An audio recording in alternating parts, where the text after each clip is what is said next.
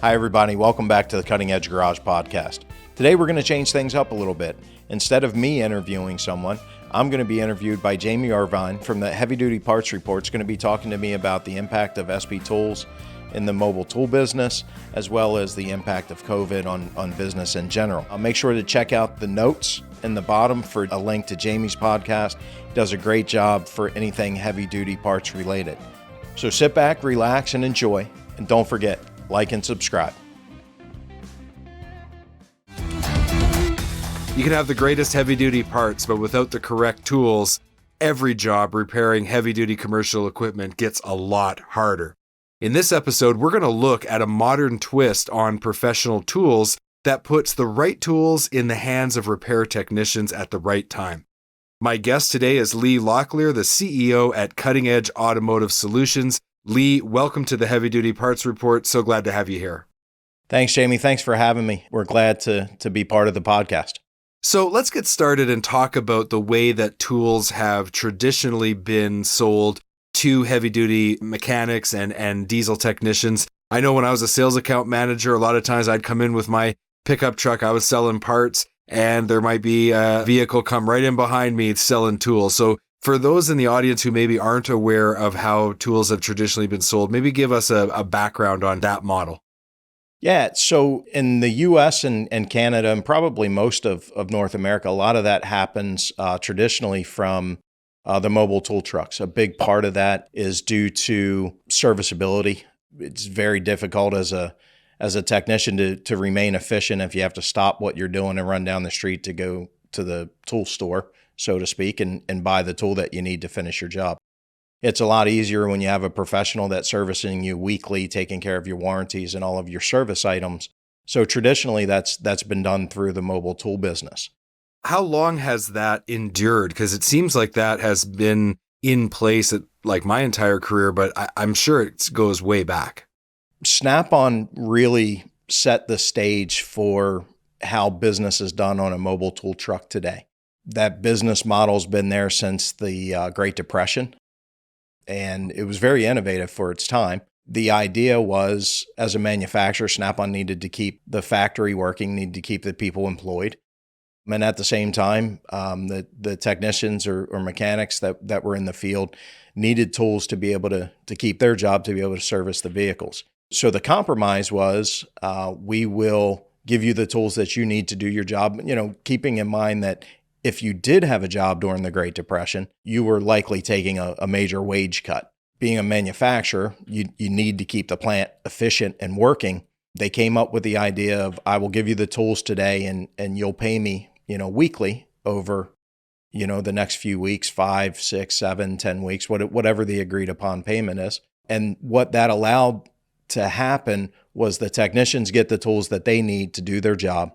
The factory to produce the tools that they need to keep everybody employed.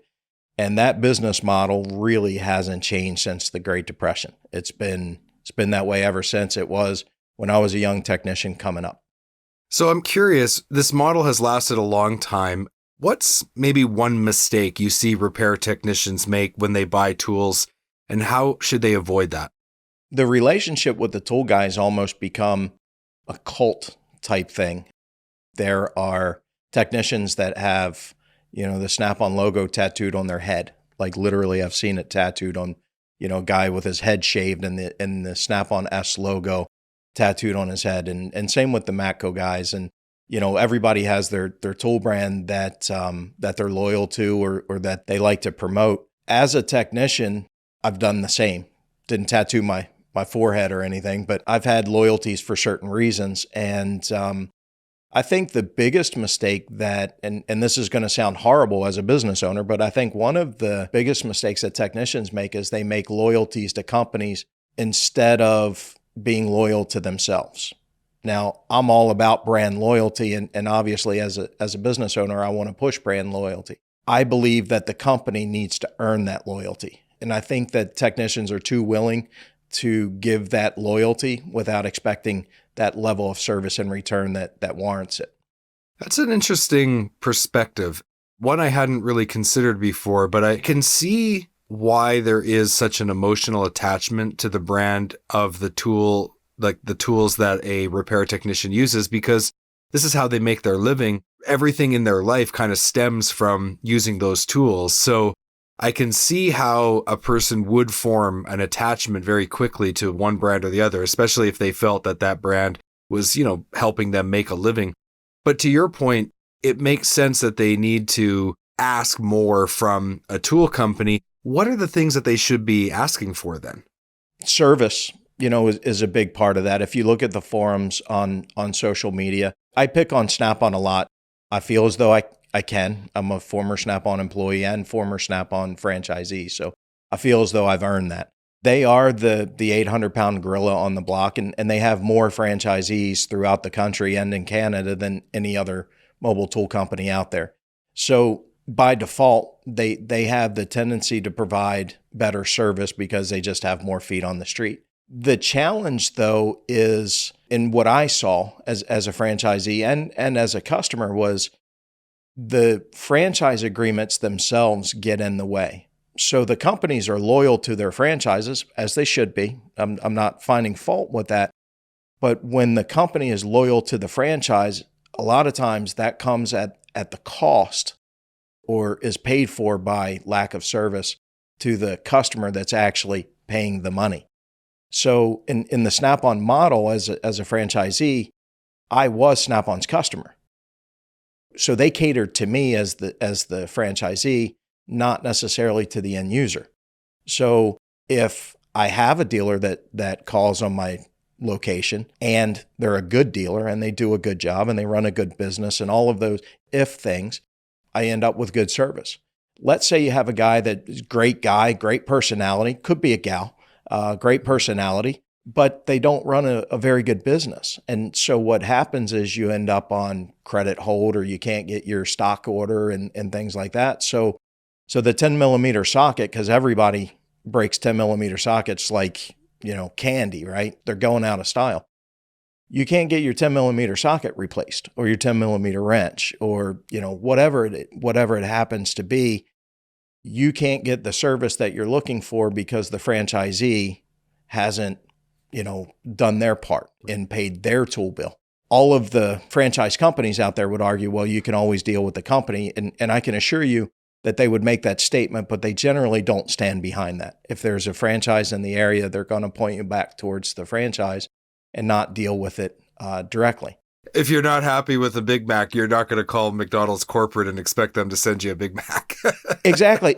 And funny enough, I actually went to a McDonald's one time and had a horrible experience. And I called McDonald's and all they did was put me back to the franchise because it was it wasn't a company-owned store. It was a franchise store. And I get the franchise agreements. So when Cutting Edge had a chance encounter at Auto Mechanic in Germany in 2018, I had a chance encounter with the guys at SP Tools. And in 2019, we became the importer for North America for SP Tools. That whole thought process was fresh in my mind. How do we do this to where we can better serve the company? Because that's really how Cutting Edge went from, a small company with, inventory on a Rubbermaid shelf in my garage to, a multi-million-dollar company was service, and I'm a big fan of making sure that we earn the customer's business. And so how do you deal with wanting that distribution, i.e. franchise or however you're going to set the business up, but at the same time, never allowing the customer to not be taken care of, regardless of the franchise agreement. And that's really what we're trying to do with SP Tools. That makes a lot of sense. So we've talked about how this model has been in place since the Great Depression. Other than just the limitations or challenges that come up with the franchise model, what else is changing in the industry that dictates that we need to look at how tools are sold and distributed, and why is that changing right now? What other factors are going on that are really mandating that this changes? Literally, since this business model was put in place, we have put a man on the moon. We've got international space stations. We have mobile phones.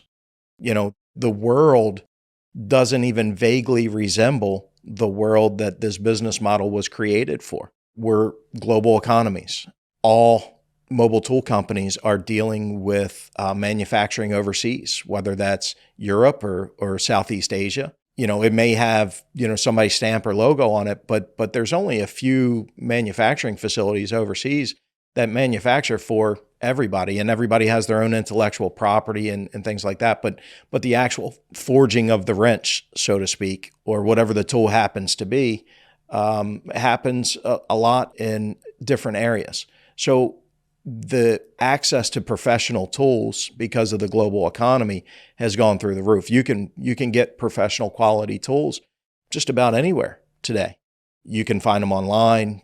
Amazon is pushing really strong towards professional automotive tools and equipment. They're courting a lot of companies that specialize in automotive tools and equipment because they see that as a great growth opportunity. Domestic manufacturers have waned a lot. And then what they do actually produce in the U.S., which used to mean a lot, is relegated to very specific products nowadays. So, for example, picking on Snap-on again, their core product, sockets, ratchets, wrenches, things like that are made here.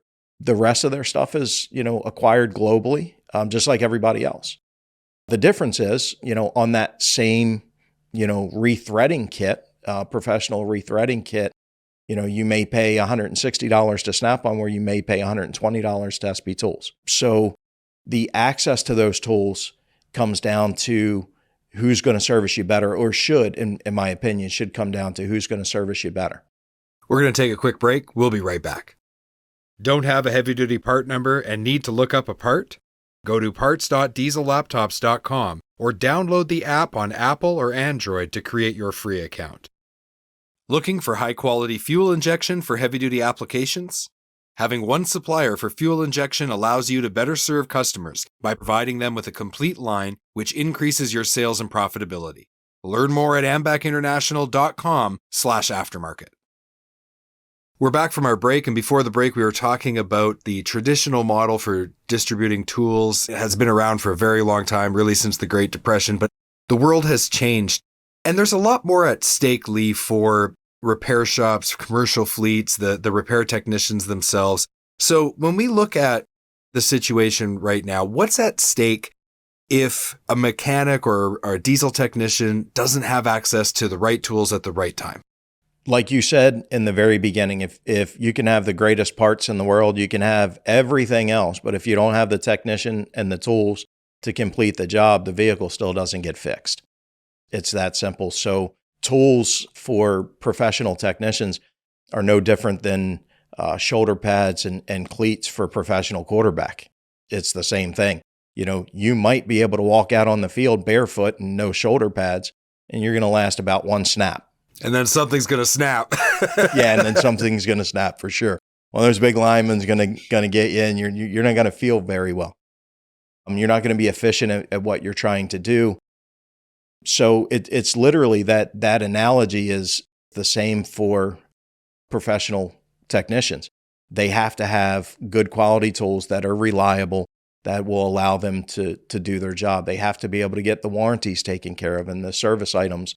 It's the little spring that makes the difference in that air impact. That spring's worth a quarter. So most guys, it's not important enough for them to spend an hour running down that little spring that the customer needs. But for the professional technician, it's life and death. It's, the ability to do their job or not have the tools that they need to do their job. And people on the automotive side, they need their vehicles. I'm not trying to minimize that, but it is a whole other game with work trucks, because those trucks are revenue generating parts of a fleet's business. And downtime is just such a killer. The cost of the parts, even the labor, can be almost nothing when you consider how much it might cost to have a unit down for a few extra days because it can't be fixed. So the stakes are pretty high for everyone involved, regardless of whether it's the repair shop owner, the technician that works at the repair shop, or the customer that's bringing their commercial vehicles to these repair shops. How are you changing the way tools are sold to repair technicians? I'm interested in learning more about the evolution of your model and how you've addressed some of these issues that you saw with the traditional way that tools have been distributed and sold.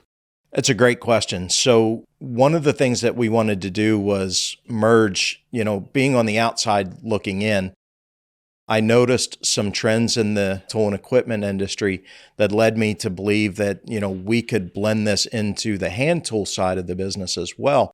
And what I mean by that is the parts industry has taken a big chunk of equipment sales, whether that's lifts or diagnostics, whatever the case may be. And no offense to the parts guys, they're just not tool guys and they're not diagnostics guys. And, the tools and equipment today are pretty complex. So the challenge that you run into is you have somebody that provides excellent service, because you see the outside sales guys. You were an account manager yourself. So you see that outside sales guy all the time, right? How many times a day does a Napa delivery driver show up at the shop dropping off parts, or, whatever the case may be? So when you look at the business, the parts guys outservice the mobile tool guys 10-1 all day long, twice on Sunday. But they don't have the experience and the knowledge that the mobile tool guys do to properly service the customer's tool and equipment needs. A lot of times the customer ends up with the wrong tool for the wrong job, especially when you get into the complex stuff like diagnostics and things like that. So my thought process was to find a way to provide that level of service that the parts guys deliver to the shops on the parts side, combined with the industry knowledge and experience from tools and equipment and a big focus in diagnostics on the other side.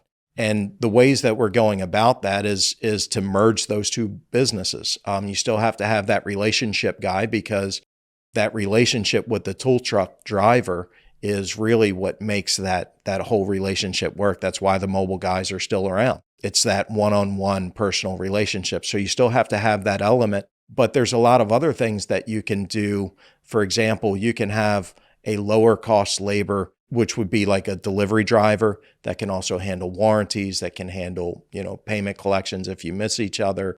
A lot of the service side of the business, so that your relationship guy or your sales guy, as it were, can focus on making sure that the customer's getting the tools and equipment that they need.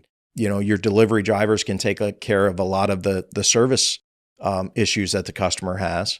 And then it's also branching out and utilizing modern technology. So we developed an app that can be found on the Apple Store or the Play Store. We designed the app to mimic the relationship that you have on the tool truck. So in the app, you can request warranties. You can, look at your purchase histories. You can, build wish lists.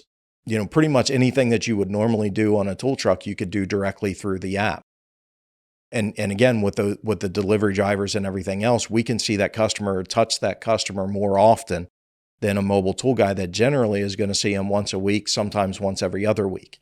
So when that 10 millimeter socket does break, we can get you one today, tomorrow, versus, next Tuesday or next Wednesday when the guy shows up. Backing that up is a brick and mortar location. Traditionally, like I said earlier on, we don't want the technicians coming in, stopping what they're doing, having to come to the store. But what the store does provide is the ability for us to carry a larger inventory locally than what a mobile tool dealer generally can have. So we can have more of the specialty tools. We can have more of the things that when the customer has to have it, they've got to have it now, without having to pay overnight freight and everything else, because we can carry a larger inventory. So it sounds to me like this is the real merger between the traditional distribution model and setting up a digital sales channel and leveraging digital tools. I love it. I think that is the way that parts companies, tool companies need to go. Like, to your point, the world has changed, and a lot of people in our industry, they're just kind of catching up with what is being called like Web 2.0. Meanwhile, we're in the process of actually going into what they're now going to call Web 3.0, which is going to include augmented reality and virtual reality. So it's really important for companies that serve the automotive and heavy duty industries to get caught up and to move into the 21st century, because the changes are going to come fast and furious as we move forward. I'm curious though, you've had some time now with this model. You've seen the impact it's had. You've tried to address some of the problems and provide a better solution. What has been the economic impact on your customers? We can service them better and also save them money. And, sometimes you have the greatest ideas in the world and something continues on forever and ever and ever, like the mobile tool model. And then all of a sudden that changes. And And I think the world changed in 2020 with COVID. But the reality is that there are shop owners out there that are concerned about how many people are coming into their shop and how often. Our business model had an unintended consequence, which is the app allows us to still continue to do business in the way that the technicians are doing business. But at the same time, we can keep our employees from having to be in, we can put a lockbox outside the shop, for example, and place the tools or warranties and things like that inside the box and never have to go into the shop. It's not necessarily the relationship that the techs are looking for, but in a world of uncertainty and the concerns, especially in Canada, I have a lot of friends in Canada. You guys seem to be on pretty strong restriction. I have some friends that are Mac dealers up in Canada, and they've expressed to me a lot of shop owners just don't want them in the shop. They just don't want them there. That makes it very difficult for them to do business. And so one of the unintended consequences that we've had that I think helps is being able to get customers tools and equipment without having to have a presence inside the shop. The financial impact to the shop is efficiency goes up, because if you do have a good relationship with the tool guy, you're likely going to be on the tool truck for a little while. You got 5 or 10, technicians. How much productivity time do you lose when the tool guy's there? Multiply that times 4 trucks. And so you're losing 5, 10, 15, 20 hours of production time. If your techs are, 100% efficient, it's 20 billable hours. If they're 150%, it's 30 billable hours at $150 an hour. That's a huge impact, I think, financially. So as things have become more complex, we think of diagnostic tools. If you'd like to leave our audience with maybe just one thing that they need to know about how you are helping your customers with those more complex tools, what's that one thing? Training, education, and transparency. And I think the 3 go together. There's a lot of companies that sell what they want to sell or they sell what they have.